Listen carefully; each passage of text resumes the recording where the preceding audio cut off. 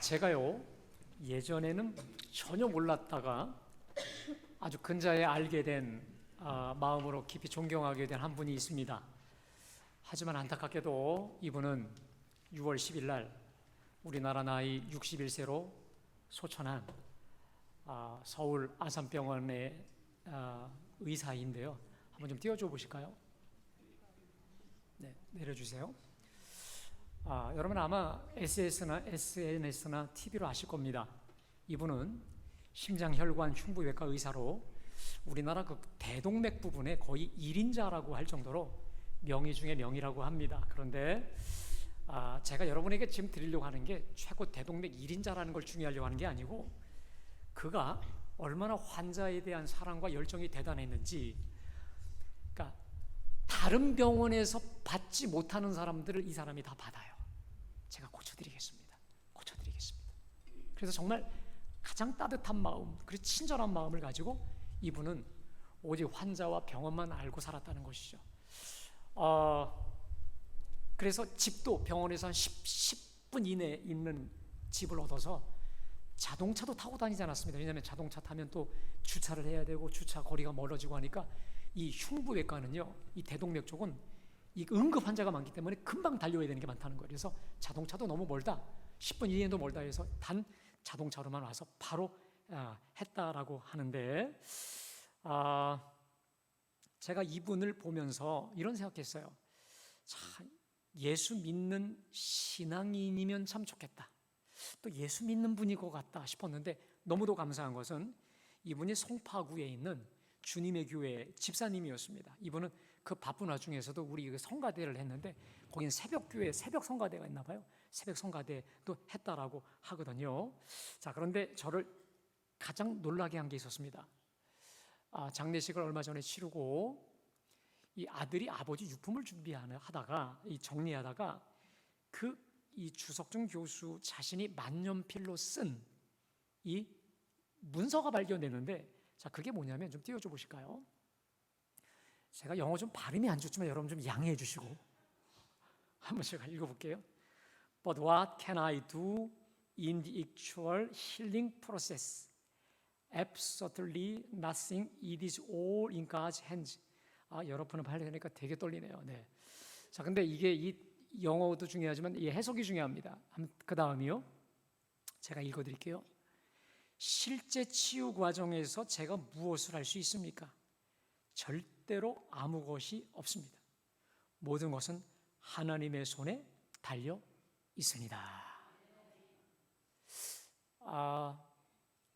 서류 곳곳에 이것이 직접 만년필로 쓴 것이 있었다는 거예요. 자, 아들은 이 영어 번역을 이걸 이렇게 해석했습니다. 정성을 다해 수술하고 환자를 돌보지만 내심은 정말 아무것도 아니다. 그러니 하나님께서 도와주십사 간절한 기도하는 마음을 그렇게 적어두신 듯하다라고 했다는 것이죠. 아까 그 번역본을 다시 한번 좀 띄워줘 보실까요? 여러분, 번역본이요, 아까 바로 전 거예요. 실제 치유 과정에서 제가 무엇을 할 수 있습니까? 실제로 아무 것이 없습니다. 모든 것은 하나님의 손에 달려 있습니다. 저는 이 기도문을 보면서 바로 깨달았습니다. 내려주세요. 어쩌면 그가 대동맥 수술 분야에 진짜 진실한 명의였기 때문에 알았던 것입니다. 그게 뭐냐? 나의 최선만 가지고는 안 된다는 것이죠. 나의 최선만 가지고. 다시 말해, 나의 최선의 플러스 하나님의 살리시는 손, 하나님의 전능하신 손이 역사하지 않는 한 생명이라는 것, 깨어나는 건 불가능하다라는 걸 이분이 알았던 것 같아요. 그리고 그 사실이 진짜 명의였기 때문에 알았던 것이고, 전적으로 살리시는 전능하신 하나님 손에 모든 걸 맡긴 거 아니겠습니까? 근데 여러분, 너무도 감사한 게 있습니다. 우리나라 최고의 명의가 전적으로 신뢰하며 의지했던 그 하나님이 오늘 예배하는 저와 여러분의 하나님이신 줄로 믿습니다. 자, 우리 주님은 지난주 마가복음 첫 포문을 여는 1장 1절에서 이렇게 말씀하셨죠. 우리 다 같이요, 하나님의 아들, 시작. 하나님의 아들 예수 그리스도의 복음의 시작이라. 아멘. 여러분, 제가 지난주 말씀드렸어요. 저 1장 1절이 마가복음 16장 전체를 끌고 가는 핵심 요약이라고 말씀드렸습니다. 여러분, 제가 오늘도 그렇고요, 앞으로도 계속 이야기를 반복할 수밖에 없는 것이 저게 핵심이기 때문에 그런데, 자, 먼저 우리 예수님은 전지전능하신 하나님의 아들이신 줄로 믿습니다. 저는 지난 한 주간 좀 내려주세요. 계속해서 이 한 구절을 묵상했습니다. 하나님의 아들 예수 그리스도다. 여러분, 우리 예수님이 하나님의 아들 곧 하나님 아니겠습니까? 전지전능하신 하나님. 아멘. 우리 예수님은요, 다른 사람들은 내 사정, 내 마음, 내 기분 몰라줘요. 같이 사는 부부도 모를 때가 너무도 많아요. 말 안 하면 모르거든요. 그러나 우리 하나님은, 우리 예수님은 나보다 나를 더 잘 아사 내 기분, 누구에게도 말할 수 없는 치부, 누구에게도 말할 수 없는 이 고통과 괴로운 눈물 다 아시고 이렇게 말씀하실 겁니다. 내 아들아, 내가 안다. 내 딸아, 내가 안다. 우리 마음을 만지시고 안아주시는 줄로 믿습니다. 찬송가, 그래서 88장에 가사에 이런 가사가 있잖아요. 내 마음이 아플 적에 큰 위로 되시며 나 외로울 때 좋은 친구라. 아멘. 내가 외로울 때, 내 주변에 아무도 없을 때 할지라도 나보다 더 잘 아시는 전지하신 하나님이 내 속사정 아시고 나를 위로하시는 줄로 믿습니다. 그뿐만입니까? 나를 나보다 더 잘 아시는 하나님은 내가 마땅히 어느 길로 가야 할지도 정확히 알게 하셔서 그 길을 갈 수 있는 능력도 허락하시는 전능하신 우리 예수님이신 줄로 믿습니다. 그뿐만이 아닙니다. 따라합시다. 예수 그리스도. 우리 예수님은 그 누구도, 그 무엇으로도 해결할 수 없는 우리의 과거와 현재와 미래의 모든 죄, 그리고 죄로 인한 그 죄짐, 이 죄책으로부터 우리를 풀어주시고 자유케 하시는 그리스도 구원자가 바로 우리 주 예수님이신 줄로 믿습니다. 오늘 저 요한의 사역을 통해 주님은 분명히 이 사실을 드러내고 계신데요. 자, 오늘 본문에서는요, 우리 예수님의 길을 완벽히 제대로 예비하고 준비한 그 한 사람을 만날 수 있습니다. 누굴까요? 세례 요한이죠. 여러분, 우리 예수님께서 세례 요한을 어느 정도로 극찬하셨는지 아십니까? 이 마태복음 11장 11절에 보면 이렇게 말씀하시는데, 제가 읽어드립니다. 내가 진실로 말하노니 여자가 낳은 자 중에 세례 요한보다 큰 이가 일어남이 없도다. 아멘. 제가 어제 말씀 준비하다 깨달았습니다. 여러분, 세례 요한이 위대합니까? 석가모니 부처가 위대합니까? 세례 요한이에요. 세례 요한이 위대합니까? 공자가 더 위대합니까? 네, 여러분, 저 이 생각 별로 안 해봤거든요.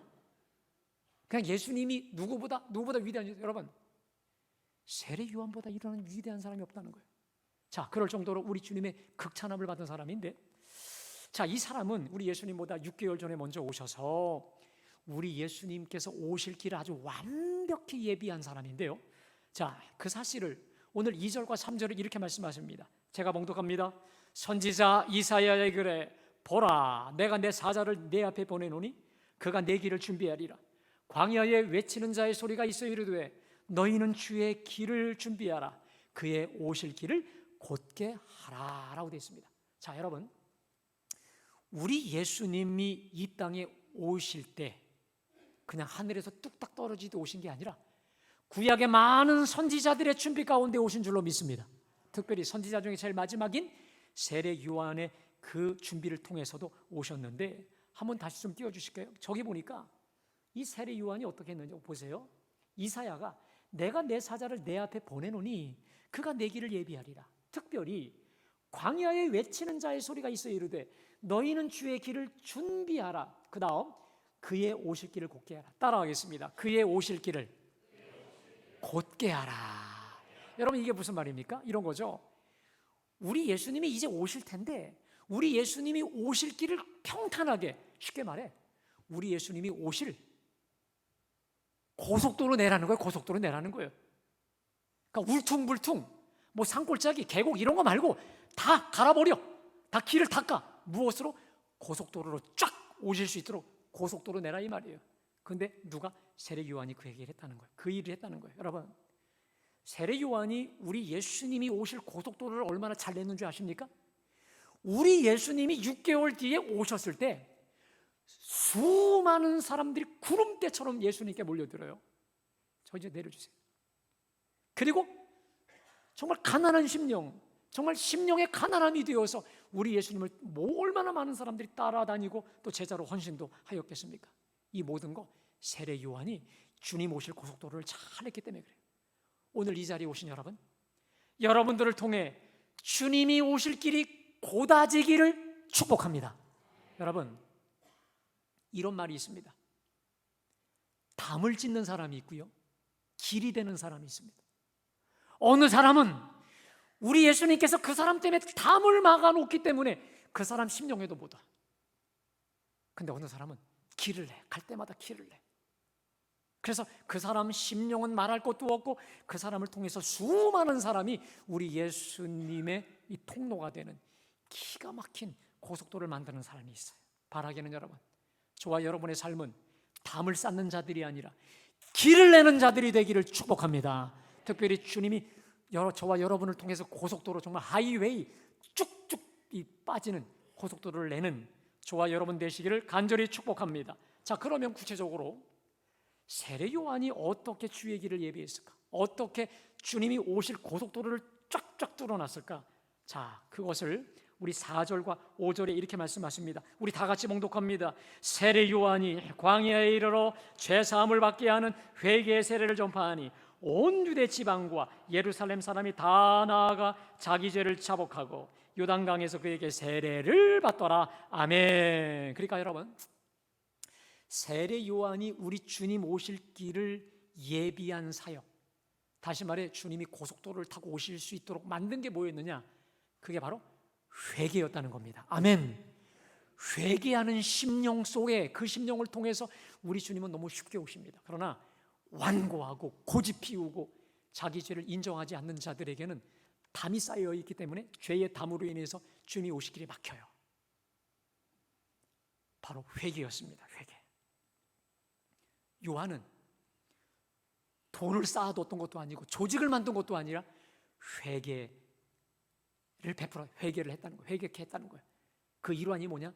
회개의 세례였다는 것입니다. 자, 그래서 세례 요한이 온 백성 앞에서 했었던 첫 마디 말씀도 뭐냐면, 오늘 나오진 않지만 마태복음에 회개하라, 천국이 가까이 왔느니라, 바로 이 회개했다는 것이죠. 근데 여러분, 이 회개라는 단어가 참 재미난 단어입니다.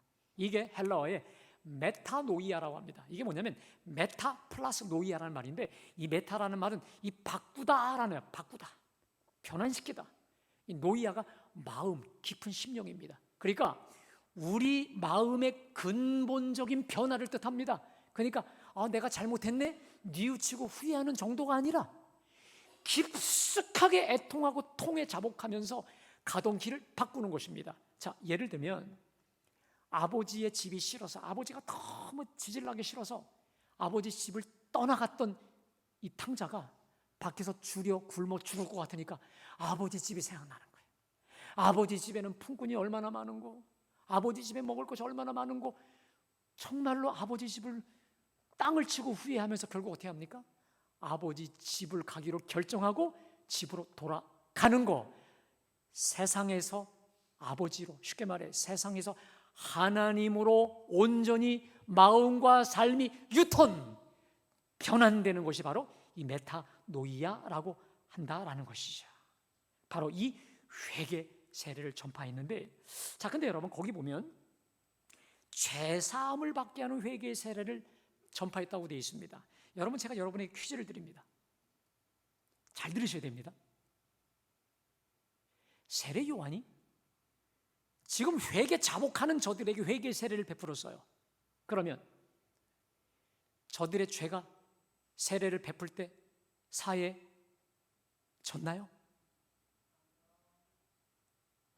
아니요. 제가 일부 예배 때 이 질문을 드렸더니 눈을 크게 뜨시고 저를 막 노려보시는 것 같았거든요. 아니, 성경에 죄사함밖에 하는 회개의 세례라며, 그러니까 회개했을 때 죄사함이 온 거 당연하지 않겠냐라고 말할 수 있겠습니다. 근데 여러분, 결론을 말씀드리겠습니다. 세례 요한이 회개의 세례를 베풀었다고 해서 죄사함은 이루어지지 않았습니다. 왜 그럴까? 세례 요한은 선지자입니까? 메시아입니까? 일개 선지자에 불과합니다. 세례 요한은 의인입니까? 죄인입니까? 죄인이죠. 하나님 앞에 죄인에 불과한 자가 어떻게 죄를 해결하겠어요? 여러분, 그렇다면 어찌 요한이 물로 세례를 베풀었다고 해서 그쵸, 죄악이 사해졌겠습니까? 그러면 여러분 보세요. 이 죄사함을 받게 하는 회개 세례를 전파했다고 하는데 이게 도대체 무슨 뜻이냐? 여러분, 우리 개역 성경으로 보면 이게 뜻이 명확하지 않은데 원어로 보면 아주 명확한 게 이겁니다. 이런 거예요. 거기 죄사함을 받게 한다고 하는 이 단어가 이 전치사 에이스라고 합니다. 이게 뭐냐면 죄사함을 받게 한다는 뜻이 아니라 죄사함에 이르게 한다. 더 쉽게 말하면 이게 죄사함의 보따리라면 죄사함의 문 앞에 가져다 준다 이 말이에요. 죄사함에 이르도록 하는 회개의 세례지. 그 회개의 세례가 죄사함을 가능케 하고 죄사함을 부여하는 게 아니었다는 것입니다. 왜냐? 요한은 선지자이지 메시아가 그리스도가 아니었기 때문에. 자, 그래서 요한이 이 4절에 보니까 여러분 4절 한번 다시 띄워줘 보세요. 세례 요한이 광야에 이르러 죄사함을 받게 하는 회개의 세례를 그 다음에 뭐라고 되어 있습니까? 베푼다고 되어 있지 않고 뭐라고 되어 있죠? 전파한다고 했습니다. 무슨 말이냐면 요한은 지금 세례를 베풀면서 반드시 그거보다 더 말로 외쳤던 게 있습니다. 전파했다는 거예요. 그게 뭐냐? 자, 우리 7절과 8절 말씀 우리 함께 다 같이 봉독합니다. 시작. 그가 전파하여 이르되 나보다 능력 많으신 이가 내 뒤에 오시나니 나는 굽혀 그의 신들끈을 풀기도 감당하지 못하겠노라.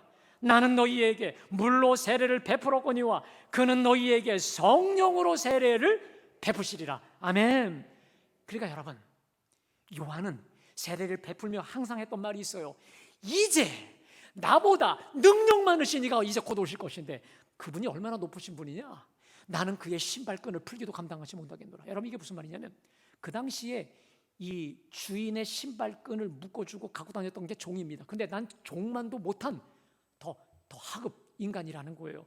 우리 예수님을 그만큼 위대하게 높여드리고 있습니다.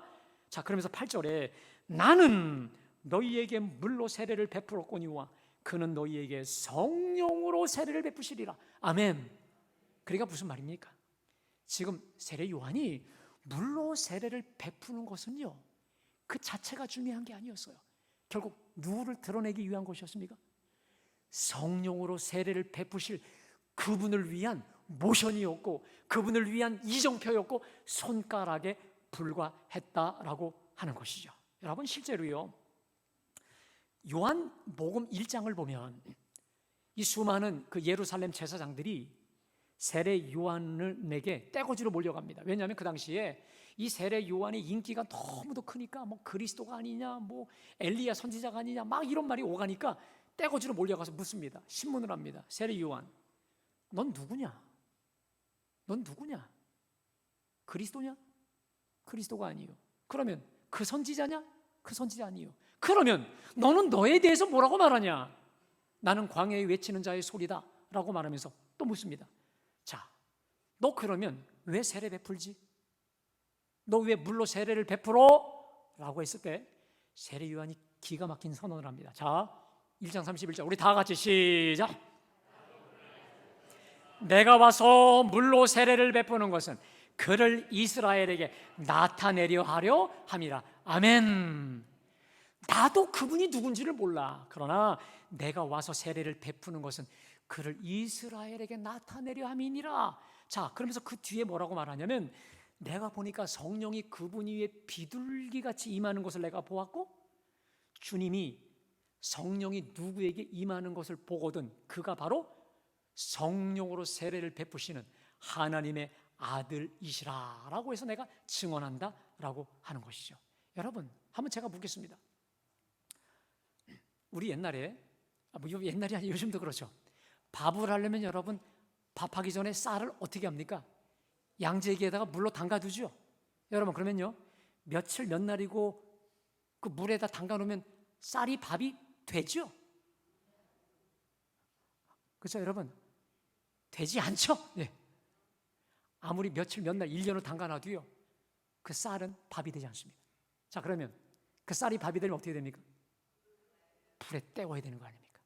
쉽게 말하면 무슨 말이냐? 오늘 본문에 나와 있지만 마태복음 3장에 그는 불과 성령으로 세례를 주시리라. 이게 무슨 말입니까?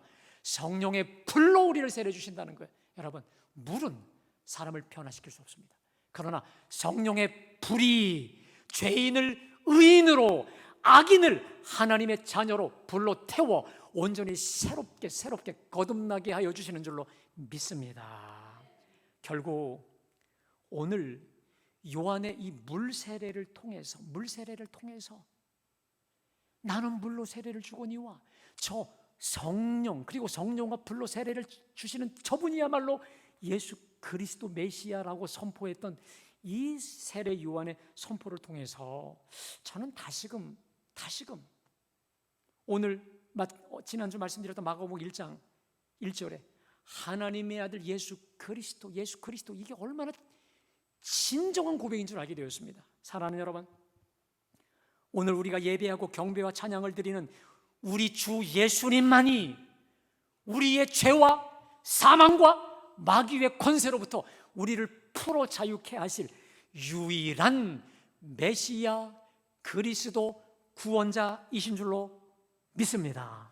사랑하는 여러분, 지금 여러분의 삶이 깊은 죄에 빠져 내가 너무 멀리 저 세상으로 갔다라고 다시 시작할 수 있을까? 마치 저 탕자와 같이 내가 다시 시작할 수 있을까? 이렇게 죄에 깊이 빠져 길을 잃고 방황하며 헤매고 있지 않으십니까? 그렇다면 여러분, 제가 여러분에게 복음을 선포합니다. 이제라도 여러분의 죄를 자복하며 우리 주 예수님께 나아오시기를 축복합니다. 이제라도 십자가 예수의 피를 힘입어 담대히 주님 앞에 나아오시기를 주님의 이름으로 축복합니다. 제가 단언합니다. 여러분이 아무리 길을 쓰고 애를 써도 여러분 회복되지 않아요. 되지 않습니다. 그러나 주 예수의 그 십자가 보혈을 믿고 죄 사함의 은총을 믿고 나아갈 때 주님은 우리 모든 인생을 회복시켜 주실 줄로 믿습니다. 도저히 손조차 쓸 수 없는 꼬여지고 헝클어지고 틀어진 저와 여러분의 인생을 온전히 풀어 주실 줄로 믿습니다. 여러분, 이건 내 말이 아닙니다. 우리 주님의 약속입니다. 자, 그래서 요한일서 1장 7절에 이렇게 말씀하셨잖아요. 우리 다 같이 그 아들 예수의 피가 우리를 모든 죄에서 깨끗하게 하실 것임이요. 할렐루야. 그 아들 예수의 피, 우리의 영원한 그리스도 되신 주님의 그 보혈이 우리를 깨끗게 하사 다시 시작하게 하신다는 거예요. 여러분, 주 예수님의 그 보혈 십자가 가지고 다시 시작하시기를 축복합니다. 자, 그러므로 시브리서 기자는 이러한 위대한 복음을 선포합니다. 우리 다 같이 봉독합니다. 시작.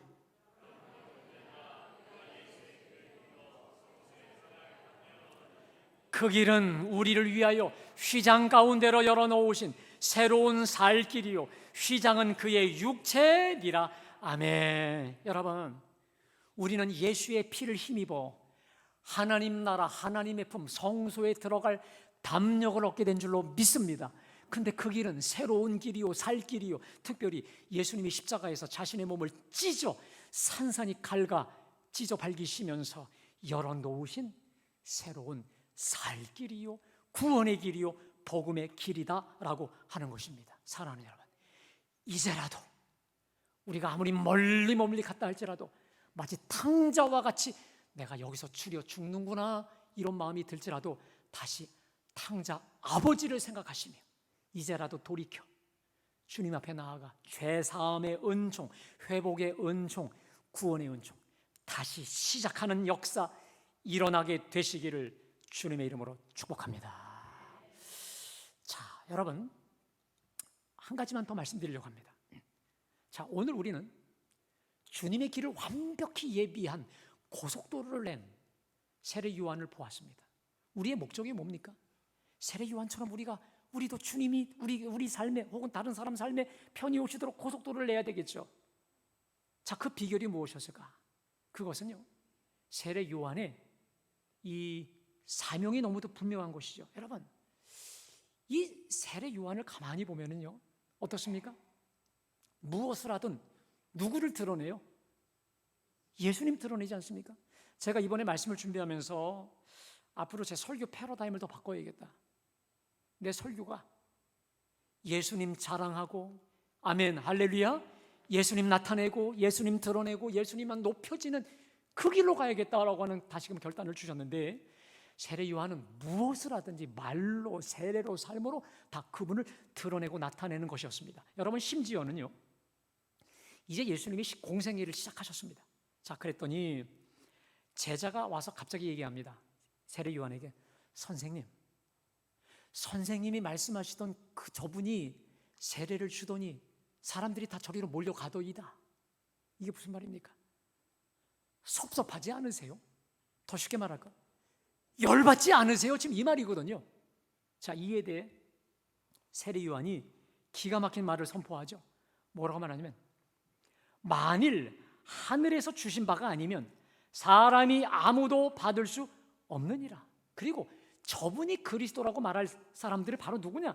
너희다 라고 말하면서 세례 요한이 또 이렇게 말합니다. 신부를 취하는 자는 신랑이지만 서서 신랑의 음성을 듣는 친구가 더 기뻐하노니 나는 이 기쁨, 따라합시다. 들러리의 기쁨. 신부는 빼앗겼지만 옆에 서 있는 친구, 연결해준 친구의 기쁨, 이 들러리의 기쁨이 더 크다는 거예요. 자, 그러면서 어떤 위대한 말을 하냐? 따라하겠습니다. 그는 흥하여야 하겠고 나는 쇠하여야 하리라. 이게 무슨 말입니까? 저분은 갈수록 높아지시고 존귀함 받으셔야 되지만 나는 갈수록 쭈그러지고 사라져 버려야 된다. 왜?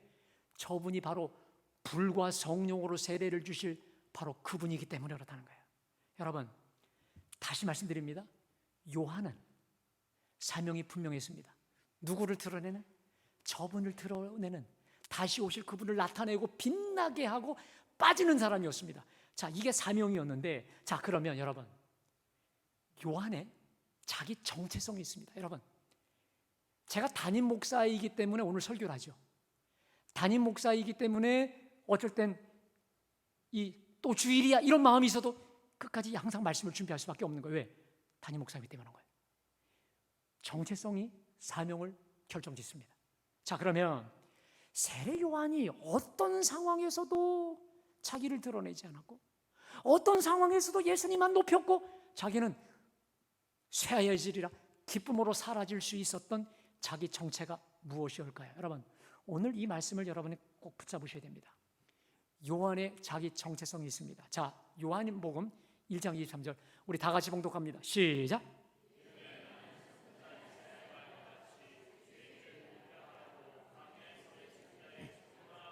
아멘. 여러분, 다시 띄워주세요. 아까도 말씀드렸지만 이 예루살렘 제사장들이 떼거지로 몰려와서 넌 누구냐? 그리스도냐? 아니다. 그럼 그 선지자냐? 아니다. 그러면 너는 너 자신에 대해서 뭐라고 말할래? 자, 그때 저 위대한 선언을 하는 겁니다. 다시 한번 시작. 이르되 나는 선지자 이사야의 말과 같이 주의 길을 곧게 하라고 광야에서 외치는 자의 소리로다. 아멘. 여러분, 저기서 세례 요한의 정체성을 한마디로 말하겠습니다. 따라하겠습니다. 나는 소리다. 아멘. 저 23절에서 가장 중요한 단어는 나는 소리다 이 말이에요. 소리다. 광야에서 외치는 자의 소리다. 주의 길을 곧게 하라. 외치는 자 소리라는 거예요. 여러분, 내려주세요. 소리의 특징이 무엇입니까? 소리는 외치고 사라져버립니다. 사람의 마음에 아무리 큰 감동과 신금을 울렸다 할지라도, 웃고 울렸다 할지라도 소리는 사라집니다. 그런데 요한은 자신을 향해 나는 소리다, 이제 다시 오실 그 메시아 그리스도를 알리는 그 소리, 제대로 그분을 알렸다면 사라져버려야 될 그 소리, 그리고 이제 당연히 오셔야 될 그분이 왔으니 나는 쭈그러지고 살아 없어져 버릴 소리라는 거야.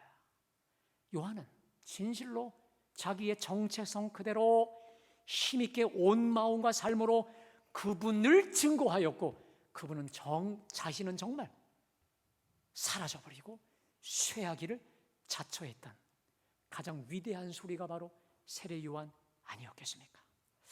여러분, 말씀 준비하면서 이런 생각 들었어요. 우리가 살면서 겪는 고통 중에 가장 큰 고통이 뭘까? 우리가 더불어 함께 살다 보니까 인간관계, 대인관계로 인한 겪는 고통이 아닙니까? 근데 여러분 생각해 보세요. 우리가 왜 직장과 가정이나 혹은 친구관계 혹은 교회에서 봉사하면서도 어려움을 겪을까요? 여러분 왜 어려움을 겪을까? 제가 생각해 봤어요. 이런 거 아닙니까? 내가 뭔가를 열심히 했어요. 내가 정말 최선을 다해서 뭔가를 하고 뭔가를 만들어 놨어. 근데 이 문제는 뭐냐면 이 담임 목사도 안 알아주고 아무도 안 알아주질 않아. 거기서 오는 이 섭섭함입니다. 여러분, 마귀가 아담 이후로 가장 잘 쓰는 큰 죄가 뭔지 아십니까? 이 섭섭 마귀입니다. 서운 마귀. 실은 제가요, 지난주에 우리 교회에서는 아니고 어떤 관계 속에서 진한 이런 서운함의 감정을 느낀 적이 있었습니다. 그런데 제가 가만히 오늘 이 세례 요한의 고백과 함께 저를 돌아봤더니 결국이 뭐냐? 왜 내 존재를 무시하냐 이거야. 왜 날 알아주지 않느냐? 결국은 자기 과시, 자기 자랑, 내 존재감과 관련된 문제였음을 알게 되었습니다. 여러분 한번 생각해 보세요. 세례 요한을 향해서 수많은 사람들이 요한 그리스도 그 메시아 그 선지자, 얼마나 사람들이 구름대처럼 몰려들면서 칭송과 이 사람을 자랑하고 높였겠습니까? 자, 그런데 어느 날 자기를 따르던 자들이 마음을 돌려 예수님께로 갔을 때 여러분 인간적으로 서운할 수 있죠? 섭섭할 수도 있습니다. 근데 그는 조금도 서운해하지 않고 오히려 저분이야말로 다 절로 가야 돼, 너희들도 가야 돼, 이렇게 떠밀었던 사람이었고, 들러리의 기쁨으로 충만했고, 나는 쭈그러지고 사라질 것이고 저분은 흥해야 돼. 이러한 초연함, 이러한 여유 어디서 온 걸까? 나는 주의 길을 곧게 하라고 광야에서 외치는 자의 뭐다? 소리란 말이야. 소리 질렀으면, 외쳤으면 사라져버리는 게 소리의 사명이지, 이거 아니었겠어요? 여러분, 인간의 지난 역사를 보십시오. 저를 비롯한 모든 인간은 인정받는 것 되게 원해요. 자기 자랑, 자기 존재감, 자기 흔적을 남기고 싶어 합니다. 그래서 역사상 수많은 왕들을 보십시오. 죽어서까지 자기 과시하려고 피라미드 세우고 왕릉 세우고, 여러분 우리 지금 흔적 있는 이 모든 왕들의 흔적을 보십시오. 이게 뭡니까? 자기를 과시하는 거 아니겠습니까? 사라져버리는 걸 두려워하는 겁니다. 여러분, 이 인기 연예인들, 1급 배우들의 가장 두려움이 뭔지 아십니까? 자기 존재가 사라지는 거예요. 자기가 잊혀지는 걸, 죽는 것보다 못한다는 걸 제가 들어봤습니다. 근데 여러분 생각해 보세요. 우리 성경상의 위대한 인물들을 볼까요? 여러분, 모세 무덤이 있나요? 없어요. 사도 바울 있나요? 우리 예수님조차 무덤이 없습니다. 사랑하는 여러분, 누군가가 여러분을 알아주지 않는다 할지라도 우리 찬송가 가사대로 온 세상 날 버려도 주 예수 안 버려 끝까지 나를 돌아보시네. 할렐루야. 주님이 나를 기억해 주심을 믿고 마음을 초연하시기를 축복합니다. 주의 일을 하면서 누가 나를 알아주지 아니하는 서운한 마음이 들거든 오늘 요한의 고백을 붙잡으십시오. 따라합시다. 나는 소리다. 할렐루야. 외치고 섬기고 사라져버리는, 잊혀져버리는, 아멘, 소리라는 이 정체성을 분명히 기억하시기를 축복합니다. 그때에 사람들에게는 잊혀지겠죠. 사람들에게는 때로 외면당하겠죠. 그러나 그 비고비 마음 속에 하늘 아버지의 성령께서 충만히 임하여 사람이 인정해주는 그 기쁨, 사람들이 알아주는 박수갈채하고는 비교도 안 되는 하늘 아버지, 하늘 영광으로 우리를 충만케 하실 것입니다. 하늘 아버지의 말할 수 없는 그 기쁨으로 우리를 차고 넘치게 하실 줄로 믿습니다. 오늘 이 요한의 자기 정체성이, 사명이 우리 모두가 되시기를 주님의 이름으로 축복합니다. 여러분, 우리는 영원한 조연입니다. 아멘. 이런 말이 있죠. 화려한 주연보다 나는 황홀한 조연이 되겠다, 이런 말처럼 여러분, 황홀한 조연으로, 우리 예수님의 조연으로 끝까지 주님을 드러내고 빛나는 진정한 주님의 제자들 다 되시길 주님의 이름으로 축복합니다.